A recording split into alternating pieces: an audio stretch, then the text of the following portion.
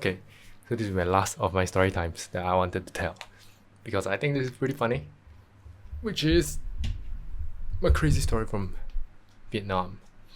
So after I came back home from Thailand, I because of some stuff that happened, I wasn't able to go back to Thailand, and I only had about a month or so. So I said, why not try Da Nang, Vietnam? Because a lot of times online, people compare Vietnam, I mean Da Nang to Chiang Mai. So we tried it. So that's what we did. So I went there in December, and the moment I stepped there, the vibe was completely different. It did not feel the same as Chiang Mai at all, and I was leaning more towards disliking it rather than actually liking it in Da Nang. So when I first stepped out, I was like, again, what was I doing here? But that's the biggest difference between my first trip and second trip, because when I was in Vietnam, I had experience in Chiang Mai, so I had references to keep referring to. I was like, hang on a minute, this was better here, this was a bit worse here, this was better here. But so yeah, so that was my weirdest ever Da Nang side quest for 1 month. It's technically a side quest, but I really wanted to try it out as well, just in case I liked it more before I made a permanent move. But in my heart, I knew it was pretty hard to beat the time I had in Chiang Mai because of how wonderful it was.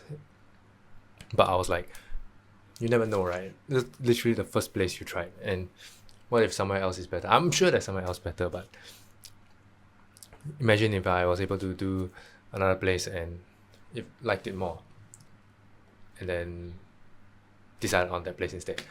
But overall, it was completely unlike Chiang Mai, when Da Nang was a lot more busy. I feel it was a lot more fast paced, and I found it harder to find like a routine there, for like to find things that I was more interested in doing. And I felt that Vietnamese was harder as well, and food was not as easy. Like I had diarrhea for the first 3 days just from the food, which I never had here. And yeah, the overall vibe was just different. It wasn't as slow paced, and it was certainly more hustle and bustle vibes. It felt more like a city. Like definitely, it was a much more established city than somewhere like Chiang Mai. But yeah, and that's about it about like comparisons. But here's the funny story.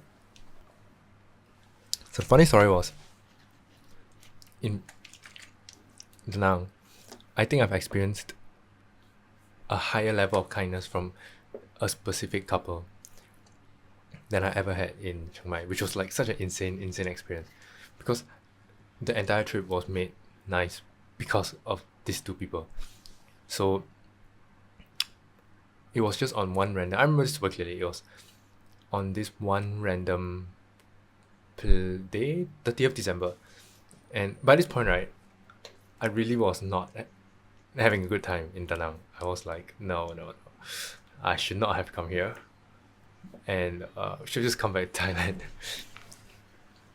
So, oh, at that point, so I wasn't really able to make friends. Like it was much harder here in Da Nang. I don't know why, but yeah.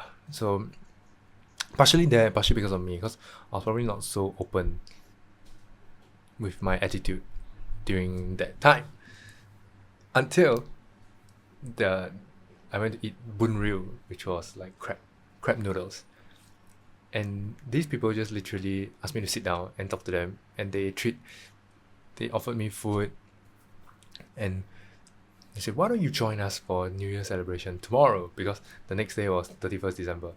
I was like, holy shit, we did it again.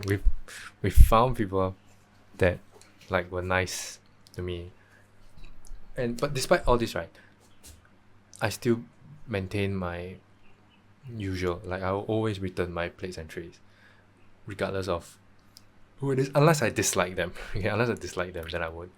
And I still do an interest, my natural curiosity towards things, how you make the food, and the language. Like I still tried my best, even though I felt like it was harder. I still tried my best. I still did what I wanted. The principles of what made my time here successful.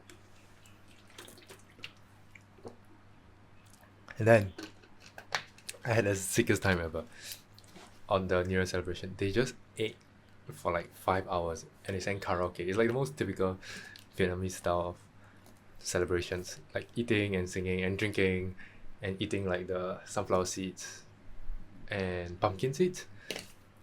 And they were setting off fireworks and singing songs. Like they take turns to sing songs, and those who are not singing are eating. And they will stop eating to sing a song. And like when an English song came out, they were like, "Yo, English, sing." I was like, I have no idea what this song is. It was some Happy New Year song, but it was so fun. It was like I had a better peak experience there than in Chiang Mai. That's just what I felt. And then right, they continued to invite me, and they continued to treat me food. And every time I went there, right, because I knew they like sunflower seeds, so I always brought sunflower seeds to them. So, and this happened for the rest of my trip. So luckily, this happened on the first 1/3 of the trip. So, for the next like 3 weeks, I basically sort of got adopted by them. Like this is a real like sort of got adopted. Like sometimes right when I was just hanging around the shop, when customers came, I would even help, like, give the bowls to them. Like I was a staff, and I was just happily like assisting. Some of them, one time one person came who knew English, and said, "We got a new hire here from Singapore." I was like, "Yes, like a new hire here," but I think that was just very cool as well. That despite like looking back on my Vietnam trip in a less favorable light than my 3 months in Chiang Mai, I spent only 1 month in Da Nang. I still felt like it was worthwhile going to try a different place to see how it's like one more like elsewhere before making a final decision to come back here. And I definitely do not regret going. I think it was very interesting, like to try somewhere else, to know what I dislike. That's important. Yeah, so I think that's just like my weird story time from Da Nang about these two people who adopted me. And the funniest part was at first it was the wife that kept talking to me because she had the most English ability, which was still very little lah, but it was enough to at least hold basic conversation. And eventually the funniest one was that it was the husband who eventually liked me so much that like even on the last day he said, come here before you go to the airport. So I like lugged my luggage to the shop before I went to the airport, and the whole time I spoke to him only with Google Translate. I think that's like the coolest part ever. Like we actually had full-blown conversations, but 100% to Google Translate, because it's not like Thai where I can speak just a little bit. Like Vietnamese is not the same at all.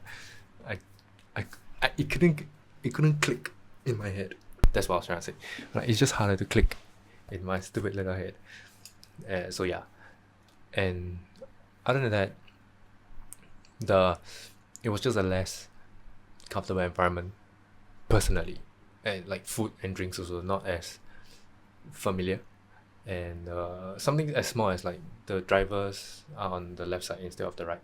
So little things like that add up to having that Da Nang being not as good a place for my personal needs. But despite that, I still had a wonderful time there. It was the weirdest cycles of my life. Honestly, it was the weirdest trip ever, because like at many points I was just like, actually, what the hell am I doing here? So yeah, but I'm glad I went, and yeah, that's the last of my story times, I think. And the best part about it definitely was the adoption. I just went to the shop every single day. Like, ask me what you do. Like, do you go sightseeing or anything? And then, nah, I'm happy to chill here. So yeah, that's pretty much it. And that's the last of the story times. New stuff coming very, very, very soon. I just wanted to clear out this story. But yeah, that's my weird little Vietnam side quest story time. Alright.